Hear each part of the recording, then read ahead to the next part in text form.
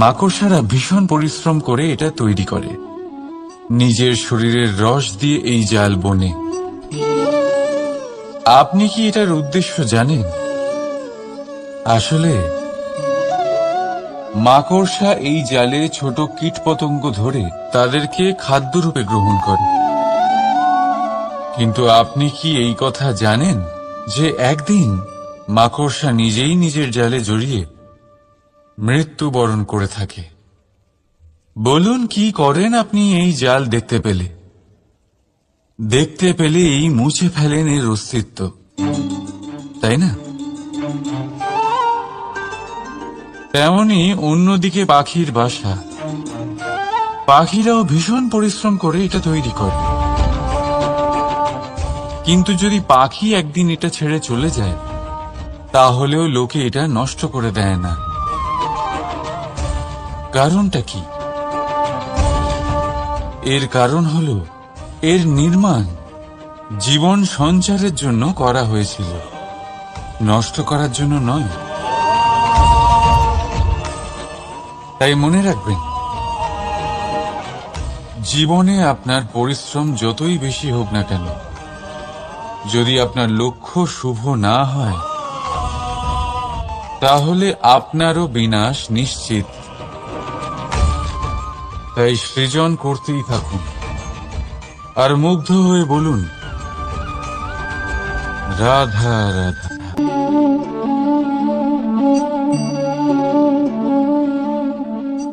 আপনার কি মনে হয় আমি কি করছি?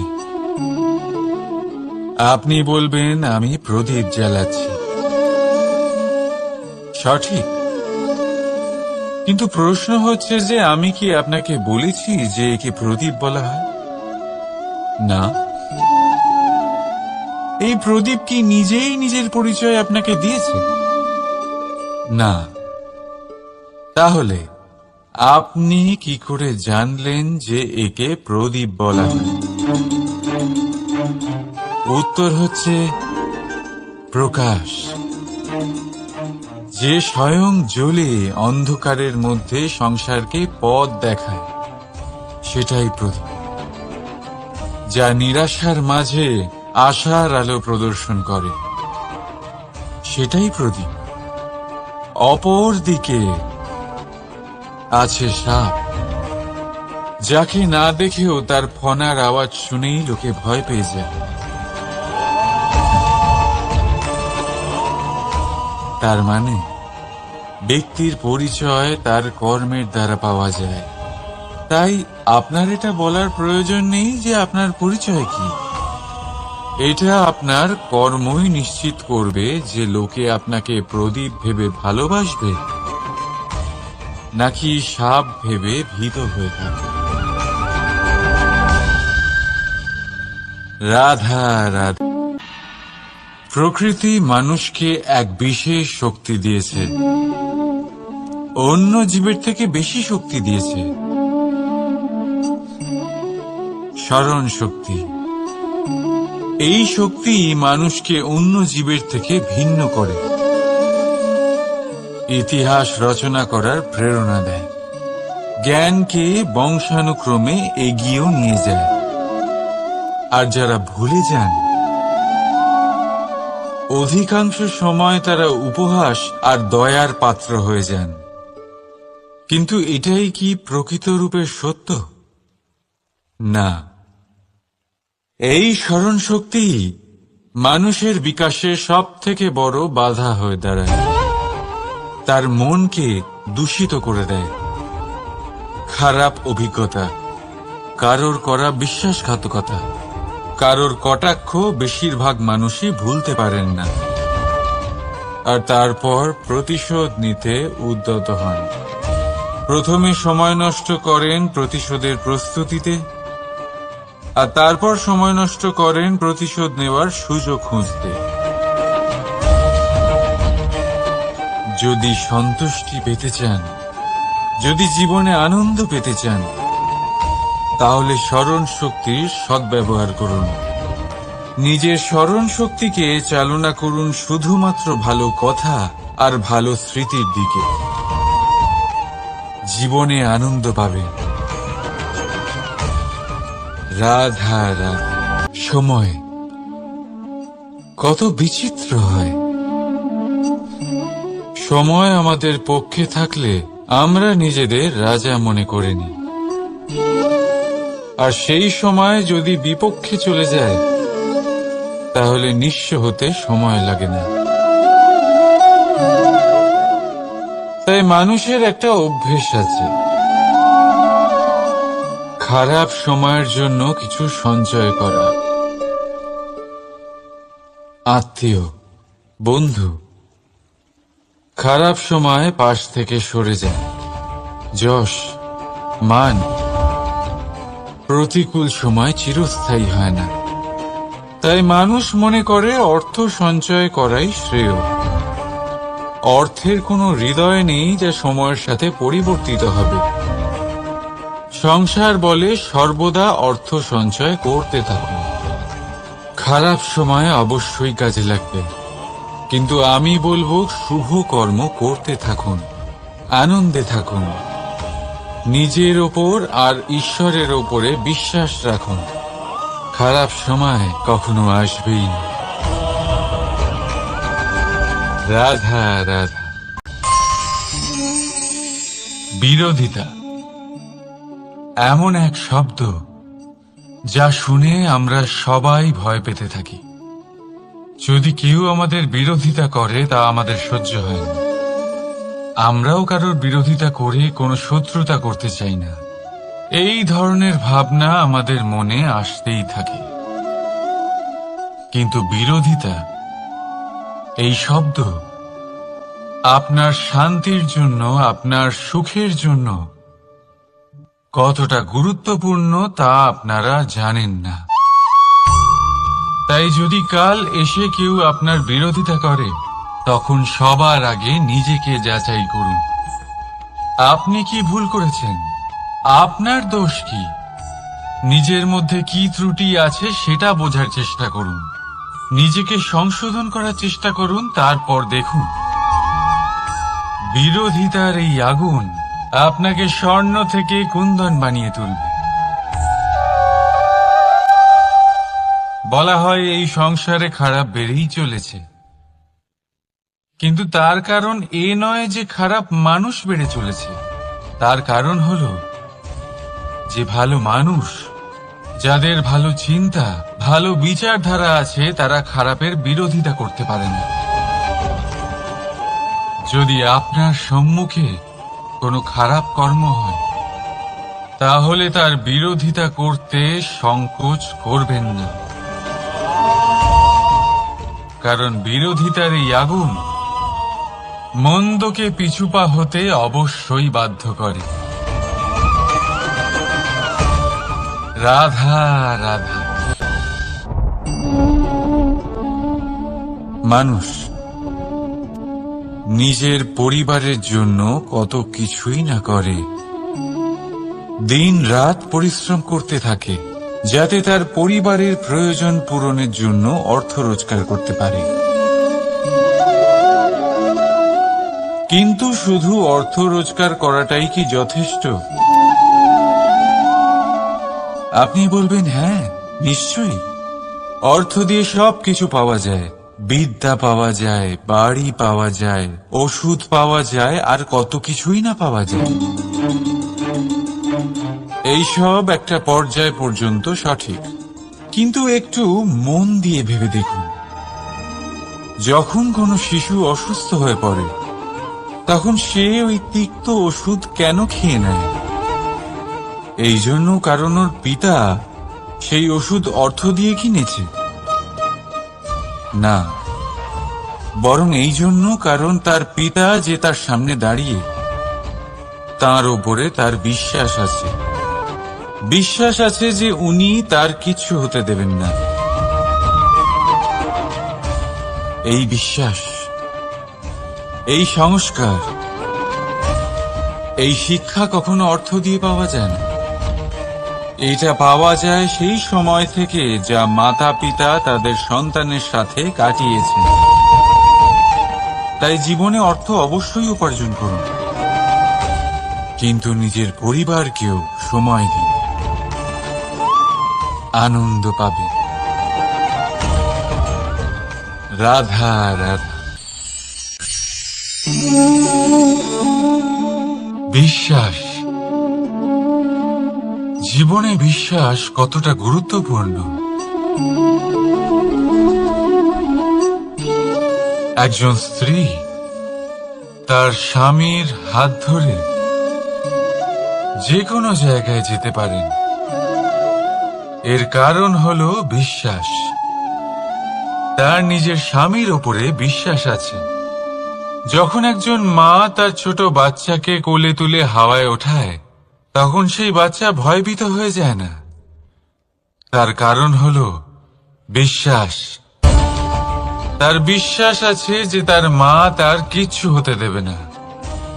এক বৈদ্যের দেওয়া ঔষধ সন্তান কিছু না বুঝে শুনেই খেয়ে ফেলে। সেই বৈদ্যের জ্ঞানের বিষয়ে তার কোনো ধারণাই থাকে না, শুধু নিজের পিতার উপরে বিশ্বাস আছে যে তার পিতা তাকে খারাপ কিছুই দেবে না। যখন এই সংসারের প্রতিটা বন্ধন বিশ্বাসের উপরে দাঁড়িয়ে আছে, তাহলে কেন এই বিশ্বাসকে আমরা জীবনে আনতে পারি না? আপনি নিজেই দেখুন, এই বিশ্বাস নিজের জীবনে এনে দেখুন, সবকিছু আরো সুন্দর হয়ে যাবে। তাই ভালোবেসে বলুন, রাধা রাধা।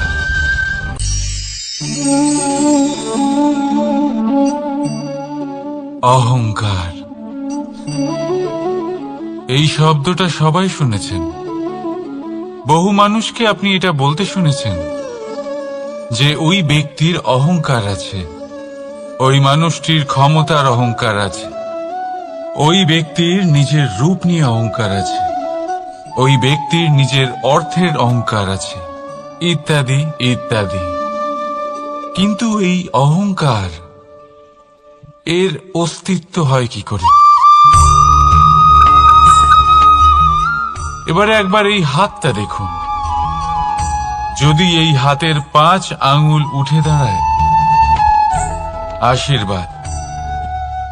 আর যদি এই হাতের 5টা আঙ্গুল একসাথে মুঠো হয়ে যায়, শক্তি, সংকটের বিরুদ্ধে ঢাল। কিন্তু এই একটা আঙুল সংকটের কারণ হয়ে দাঁড়াতে পারে। এই একটা আঙুল শত্রুকে আহ্বান জানায়। এবার অহংকার বলে এই শব্দটাই দেখে নিন।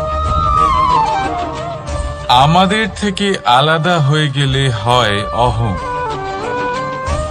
অহং অর্থাৎ ব্যক্তির মনে হয় যে সে আপনদের থেকে, নিজের বন্ধুদের এবং সঙ্গীদের থেকে, নিজের পরিবারের থেকে অনেক উপরে, অনেক শ্রেষ্ঠতর সে। কিন্তু মনে রাখবেন, এই অহংকার কোনো ব্যক্তির অস্তিত্বের বিনাশের প্রথম ধাপ। তাই ঝেড়ে ফেলে দিন এই অহংকারকে, আর বিশ্বাস করুন আমাদের ওপর, কারণ তখনই আপনি শান্তি পাবেন। আর সেই শান্তির সাথেই বলে উঠবেন, রাধা রাধা।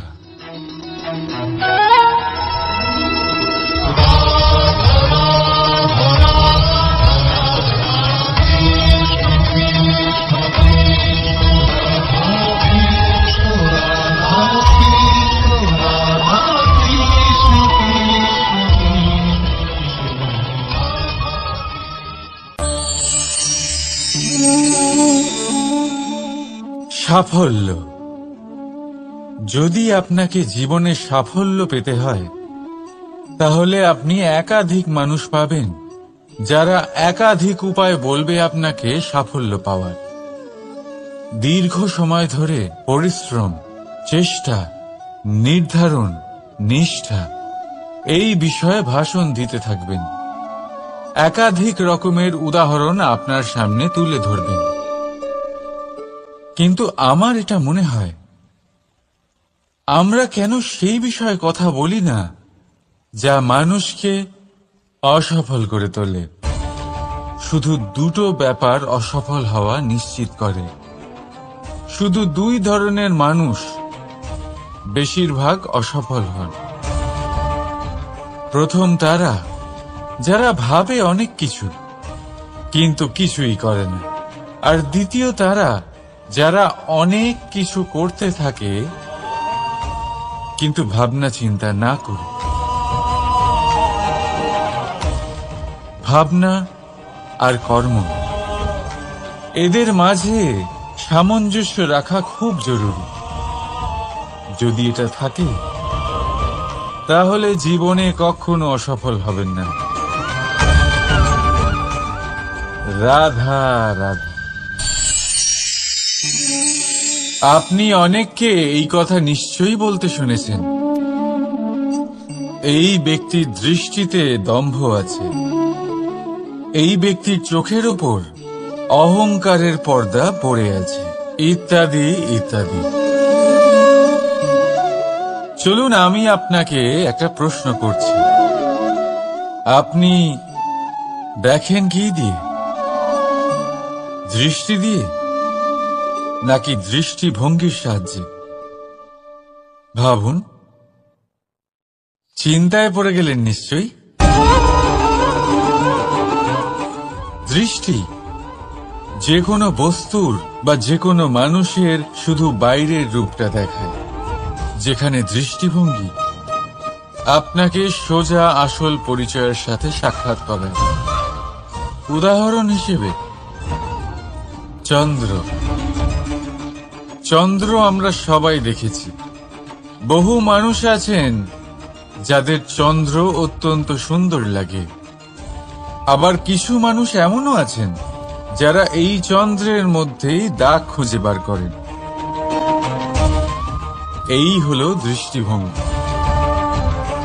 যদি নিজের দৃষ্টিভঙ্গিতে প্রেম রাখেন, ভালোবাসা রাখেন, সম্ভ্রম রাখেন, তাহলে তার বদলে আপনিও প্রেম আর সম্মান অবশ্যই পাবেন। এবারে দেখুন, যে জল দিয়ে ঈশ্বরের মূর্তি ধোয়া হয় তাকে চরণামৃত বলা হয়। এটার কারণ দৃষ্টিভঙ্গি। এখন আপনি পাথরকে ভগবান ভেবে পুজো করবেন নাকি ভগবানকে পাথর ভেবে পরিত্যাগ করবেন? সিদ্ধান্ত আপনার, কিন্তু এই সিদ্ধান্ত নির্ভর করে আপনার দৃষ্টিভঙ্গির ওপর। তাই নিজের দৃষ্টিভঙ্গি শুভ রাখুন, নিজের দৃষ্টিভঙ্গিতে ভালোবাসা রাখুন, আর আনন্দে বলুন রাধা রাধা। বড় বড় রাজমহলের বড় বড় ইমারতের চূড়া কত সুন্দর হয়, কিন্তু আপনি কি কখনো এই বিষয়ে ভেবেছেন যে এই সুন্দর চূড়ায় পৌঁছতে গেলে আপনাকে পৃথিবীতে পা ফেলতেই হবে?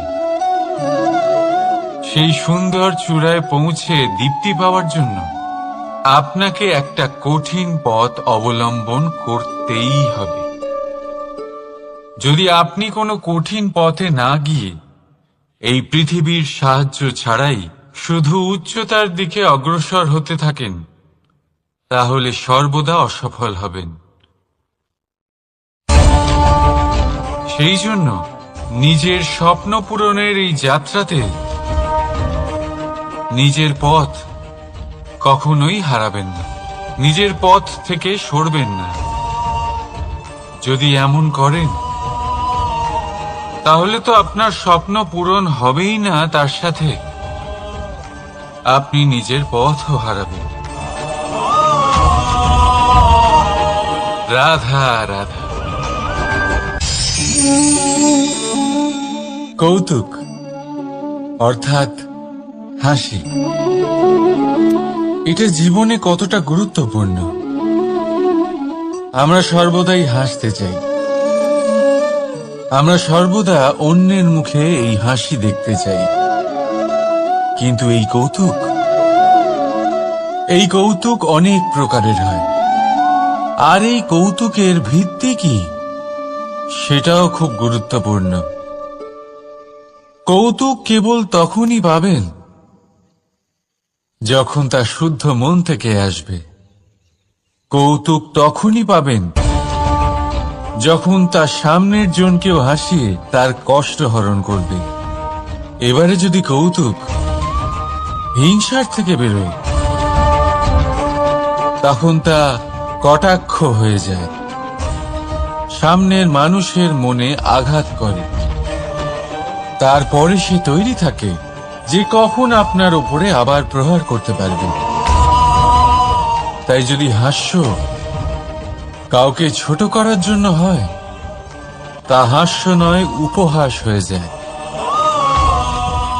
আর তা সামনের জনকে আনন্দ নয়, শুধু অপমান দেবে।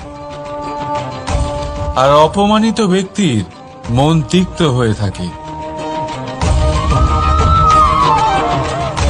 তাই মনে রাখবেন যে এই কৌতুক যেন কৌতুকই থাকে, তা উপহাস বা কটাক্ষ না হয়ে যায়।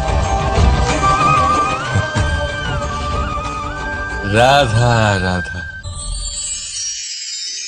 মানুষ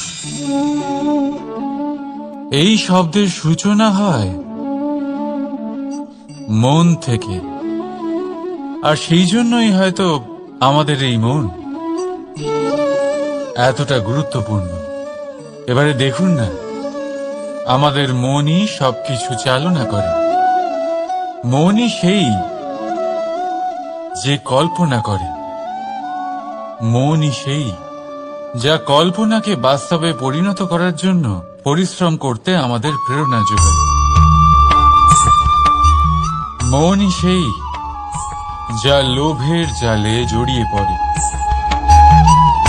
মনই সেই যা অভিমানের পর্দা দিয়ে ঢেকে যায়। আর এই মনই সেই যা আপনাকে বিনাশের দিকে টেনে নিয়ে যেতে পারে। কিন্তু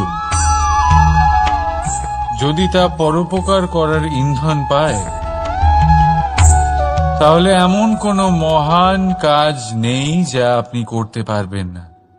কিন্তু এই মন কি? মানুষ একটা অত্যন্ত শ্রেষ্ঠ কর্ম করতে পারেন, সেটা হলো ভুলে যেতে পারা। আর সেটা বরদানের চেয়ে কম কিছু নয়। মানুষকে যখন কোনো কারণে নিজের প্রিয়জনদের থেকে দূরে যেতে হয়, তখন মনে দুঃখ জাগ্রত হয়। তিনি সেই দুঃখকে ভুলতে পারেন। কখনো কোনো সম্পর্ক থেকে যদি দুঃখ পেয়ে থাকেন, তখন সেই দুঃখকে ভুলতে পারেন। কিন্তু এই সংসারের প্রত্যেক আবেগ, প্রত্যেক বস্তু ভুলে যাওয়া উচিত নয়। বিশেষ করে আমাদের প্রিয়জন, আমাদের পরিবারের সদস্য। যখন এই সংসার থেকে ওনারা চলে যান, তখন যে সৎকর্ম ওনারা করেছেন, যে প্রেরণা ওনারা আমাদের প্রদান করেছেন, কখনো ভুলে যাওয়া উচিত নয়। যখন আপনি কোনো উঁচু স্থানে পৌঁছে যান, আপনি সাফল্য লাভ করেন, তখন সেই সকল বন্ধুদের ভোলা উচিত নয় যারা আপনার সাথে আরম্ভ থেকে ছিল, যারা সব সময় আপনাকে সাহায্য করেছে। আর সবথেকে গুরুত্বপূর্ণ কথা, আপনার বয়স যতই বৃদ্ধি পাক না কেন, মাতা পিতাকে কখনো ভুলবেন না। আপনি যতই বড় হন না কেন, আপনি তাদের সন্তানই থাকবেন। অভিজ্ঞতার দিক থেকে ওনাদের থেকে ছোটই থাকবেন। তাই সবসময় নিজের মাতা পিতাকে নিজের সাথে রাখুন, কখনো তাদের ভুলবেন না। সেই সকল ব্যক্তিদের ভুলে যাবেন না যারা দুঃখের দিনে আপনার সাথে ছিল, তবেই জীবনে সুখ পাবেন। আসুন আর আমার সাথে ভালোবেসে বলুন, রাধা রাধা। এই আমার অনেকগুলো নাম আছে, আর তাদের মধ্যে একটি হলো যুদ্ধ বিমুখ। এই কথা আপনারা সবাই জানেন। দাদাও আমাকে বলেছেন যে তুমি এরকম কিভাবে যুদ্ধক্ষেত্র থেকে মুখ ঘুরিয়ে পালাতে পারো কানাই। দেখুন, যেটা সময়ের দাবি ছিল আমি সেটাই করেছি। যদি আমি রণভূমি ত্যাগ করে না পালাতাম, তাহলে কে জানে কত সৈনিক নিজেদের প্রাণ হারাতেন, কে জানে কতগুলি পরিবার নিজেদের বাঁচার আশা হারাতেন, কে বলতে পারে হয়তো কত প্রাণী এই সংসার ত্যাগ করতেন। আর তাই কখনো কখনো যুদ্ধ বিমুখ হওয়াই শ্রেয়। কখনো জীবনের ক্ষেত্রেও এটা প্রযোজ্য। যদি দূরে চলে গেলে আপনার সম্ভাবনা বৃদ্ধি পায়, তাহলে দূরে চলে যান। দূরে চলে যান সেই সকল ব্যক্তিদের থেকে যারা কথায় কথায় আপনাকে অপমান করেন, আপনার নিন্দা করেন, আপনাকে বাধা দেওয়ার চেষ্টা করেন, আপনাকে ছোট করেন। কারণ তাদের সাথে থেকে, সেই সকল ব্যক্তিদের সাথে থাকলে যারা আপনার মূল্য বোঝেন না, আপনি নিজের আত্মসম্মান, নিজের আত্মবিশ্বাস, নিজের ব্যক্তিত্বকে নত করে ফেলবেন। দূরে চলে যান সেই সকল সংঘর্ষ থেকে, সেই সকল পরিস্থিতি থেকে যাদের সম্মুখীন হয়ে আপনি কোনো পরিণামেই পৌঁছতে পারবেন না। যদি আপনি এইভাবে যুদ্ধ বিমুখ হয়ে উঠতে পারেন, যদি এই প্রবৃত্তি আপনি নিজের মধ্যে জাগ্রত করতে পারেন, তাহলে আপনার সামনে সেই যুদ্ধ চলে আসবে যাতে বিজয় লাভ করে আপনি নিজের অস্তিত্ব খুঁজে পাবেন। আর সেটাই হলো সবথেকে বড় জয়লাভ। আসুন আমার সাথে ভালোবেসে বলুন, রাধা রাধা। এই সংসারের একটা নিয়ম আছে, বা বলতে পারেন লোকে তাই বলে, যে শক্তিশালী হয় সে শক্তিহীনকে নত করে দেয়। এমনটাই হয়, তাই না? আবশ্যক নয়। কখনো কখনো এমনও হয় একজন অসমর্থ ব্যক্তি সমর্থ ব্যক্তিকে নত করে দেন। এটা সম্ভব, এও হতে পারে। আর এটা তখন হতে পারে যখন তার মধ্যে ভালোবাসার শক্তি থাকে। ভালোবাসার শক্তি এই সংসারে সবথেকে বড় শক্তি হয়। এই ভালোবাসার শক্তি দ্বারাই নির্ধন সুদামা আমাকে দিয়ে নিজের পা ধুইয়ে নিল, কিছু না বলেই, কিছু না চেয়েই। এই কর্মের আধার ছিল শুধুমাত্র ভালোবাসা। খুব শক্তিশালী হয় এই ভালোবাসা। ভালোবাসার শক্তি দ্বারাই আপনি হিমালয় পর্বতকে নত করতে পারেন, তাহলে কি অসম্ভব হতে পারে? এই ভালোবাসার শক্তির সঞ্চার করুন, আর এই ভালোবাসার সাথেই বলুন, রাধা রাধা। মানুষের জীবনে স্বচ্ছতার একটা আলাদা গুরুত্ব আছে। যদি আপনি নিজেকে স্বচ্ছ রাখেন, তাহলে আপনার নিজেরও ভালো লাগবে, সামনের ব্যক্তিরও ভালো লাগবে, একটা অন্যরকম প্রভাব পড়বে। কিন্তু একজন শ্রেষ্ঠ ব্যক্তি কিভাবে হয়ে ওঠা সম্ভব? যার মধ্যে গুণ আছে, শিক্ষা আছে, শুভ চেতনা আছে, যিনি সৎকর্ম করেন। কিভাবে হব সেই ব্যক্তি যার মধ্যে জ্ঞান আছে? শুধুমাত্র স্বচ্ছ থাকলে তো তা হওয়া সম্ভব নয়। প্রথমে আপনাকে বুঝতে হবে যে মানুষের মধ্যে 4টি মূল তত্ত্ব আছে। প্রথম হলো তার শরীর, যার দ্বারা উনি যে কোনো কর্ম করে থাকেন। দ্বিতীয় তত্ত্ব হলো তার মন, যার দ্বারা কোনো কর্ম করার জন্য সে নিজেকে প্রেরণা দিতে থাকে। তৃতীয় তত্ত্ব হলো বুদ্ধি, যে কর্ম আমরা করতে চাই, যে লক্ষ্যে আমরা পৌঁছতে চাই, সেটা আমরা কিভাবে কোন পথে করব সেটা স্থির করা যায় বুদ্ধি দিয়ে। আর চতুর্থ তত্ত্ব হলো আত্মা। আত্মা হলো এমন এক তত্ত্ব যার কোনো সমাপ্তি নেই। আত্মা হলো অজয়। কিন্তু এরও শুদ্ধিকরণের প্রয়োজন হয়। এই 4টি তত্ত্বের শুদ্ধিকরণ করতে থাকুন, এদের নির্মল রাখুন, শুদ্ধ রাখুন। এবং এটা কিভাবে হবে? শুভ চেতনা দ্বারা, জ্ঞানের দ্বারা, এবং সবথেকে বেশি গুরুত্বপূর্ণ প্রেমের দ্বারা। আসুন আমার সাথে ভালোবেসে বলুন, রাধা রাধা।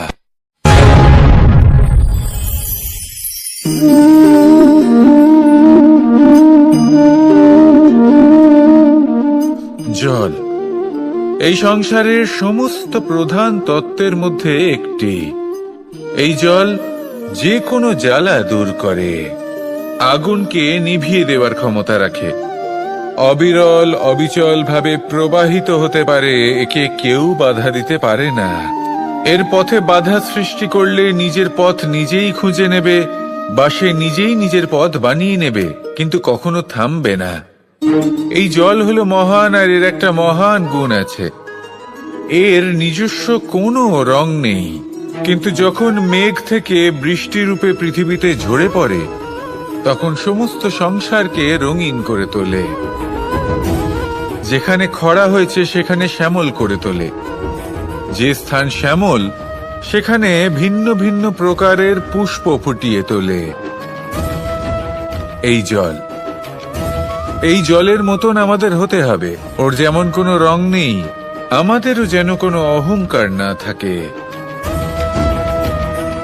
শুধু কর্মের এই ধারাতে বইতে থাকুন, এই সংসারের মঙ্গল করতে থাকুন, শ্রেষ্ঠ কর্ম করতে থাকুন। এই সংসারকে এটা বলার কোনো প্রয়োজন নেই যে আপনি কে। আপনি যদি কর্ম করতে থাকেন তাহলে এই সংসার নিজে থেকেই আপনার মূল্য জানতে পারবে, আর তখন এই মন প্রসন্ন হয়ে বলবে, রাধা রাধা। একদিকে হলো আঙুর আর অন্যদিকে কিশমিশ। দেখতে গেলে এই দুটোই সবারই খুব প্রিয়। শিশু হোক, যুবক হোক বা কোনো বৃদ্ধ ব্যক্তি হোক না কেন। আর দেখতে গেলে এই কিশমিশ, এটা আঙুর থেকেই আসে, তারই অন্য একটি রূপ। কিন্তু কখনো হাটে যান আর গিয়ে জিজ্ঞেস করুন যে এই কিশমিশ আর আঙুর, এই দুইয়ের মধ্যে অধিক মূল্য কার? আপনিও নিশ্চয়ই জানবেন যে কিশমিশের মূল্য আঙুরের থেকে অনেক গুণ বেশি। এবার এরকম কেন হয়? এর পেছনে কি কারণ থাকতে পারে? একদিকে হলো সেই আঙুর যা টাটকা অবস্থায় গাছ থেকে পেড়ে খাওয়া যায়, আর অন্যদিকে হলো কিশমিশ যাকে মাসের পর মাস রোদে ফেলে রাখা হয়। একদিকে আঙুর যা কিনা অত্যন্ত রসালো, আর কিশমিশে কোনো রসই নেই। একটি হলো অত্যন্ত কোমল এবং সুন্দর, অন্যটি অমসৃণ এবং তাতে বিন্দুমাত্র সৌন্দর্য নেই, তাও তার মূল্য বেশি।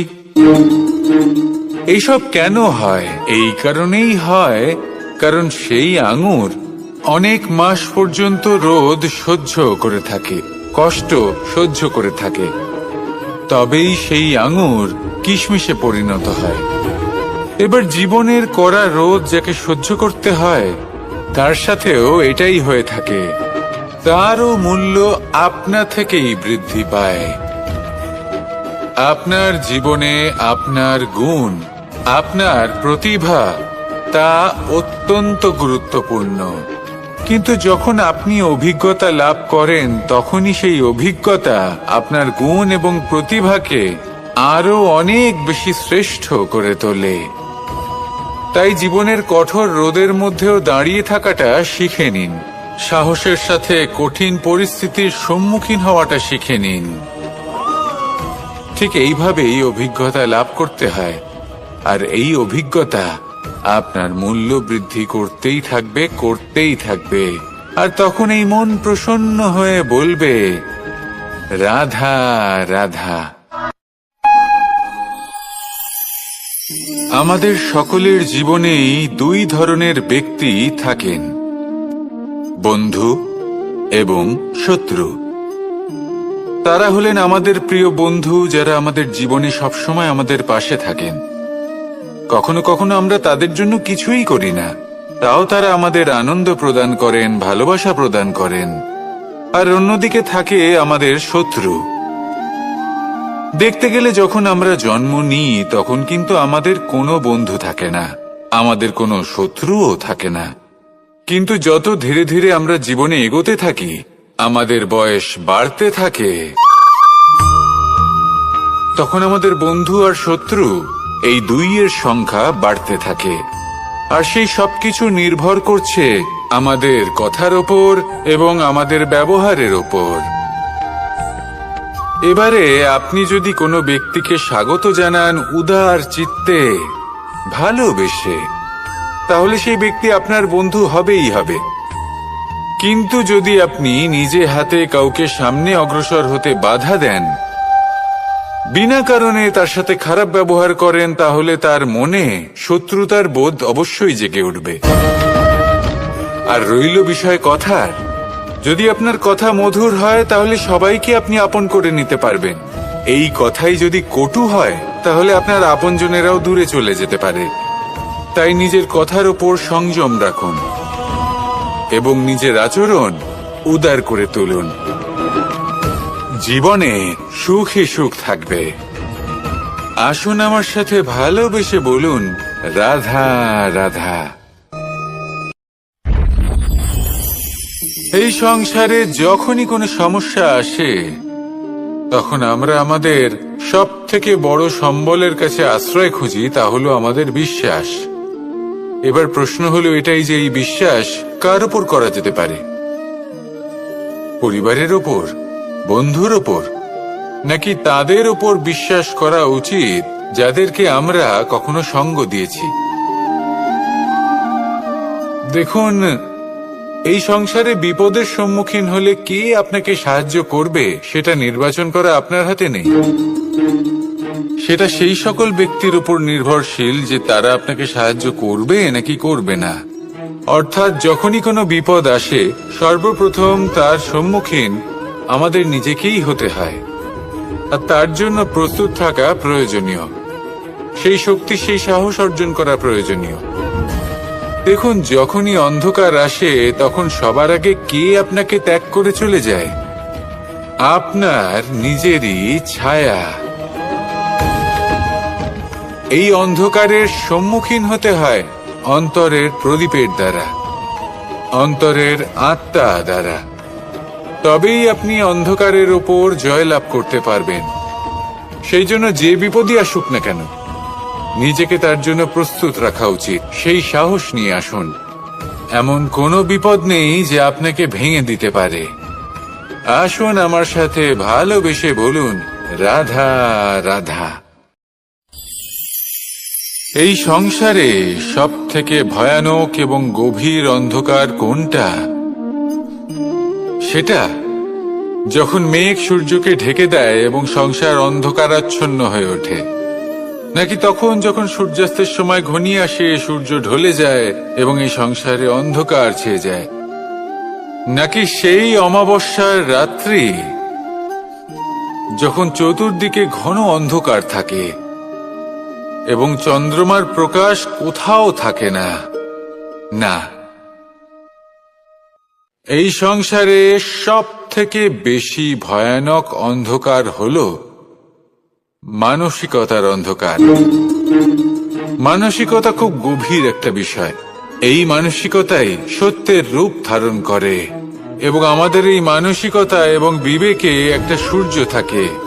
যদি আমরা এটা জীবন থেকে বের করে ফেলি, তাহলে নিরাশা, হতাশা, অসফলতা এর এমন এক ঘন অন্ধকারে আমরা ফেসে যাব যে তার থেকে বাইরে বের হওয়া প্রায় অসম্ভব ব্যাপার হয়ে দাঁড়াবে। বড়ই কঠিন হয় সেই সময়। সেই জন্য ইতিবাচক মনোভাব থাকা খুব প্রয়োজনীয়। এটা ভাববেন না যে এটা আমার সাথে কেন হলো, এই সমস্যা কেন এলো, ওই ব্যক্তি আমার সাথে এটা কেন করলেন। এটা ভাবুন যে আমি জীবনে যে পরিস্থিতিতে দাঁড়িয়ে আছি তার থেকে আমি ঠিক কিভাবে বাইরে বেরোতে পারবো। যতই ঘন অন্ধকার থাকুক না কেন, খুব ছোট একটা প্রদীপের প্রকাশ আমাদের পথপ্রদর্শক হয়ে দাঁড়াতে পারে। আর আমাদের জীবনে এই ছোট্ট একটা প্রকাশ হলো আশা। এই আশার একটি কিরণ আমাদের অত্যন্ত গাঢ় অন্ধকারেও পথ দেখাতে পারে। তাই এই আশাকে সব সময় মনে প্রজ্বলিত করে রাখুন। গাঢ় থেকে গাঢ় অন্ধকারের সাথে, কঠিন থেকে কঠিনতর সমস্যার সাথে লড়াই করুন, সামনে এগিয়ে চলুন, আর আমার সাথে ভালোবেসে বলুন, রাধা রাধা।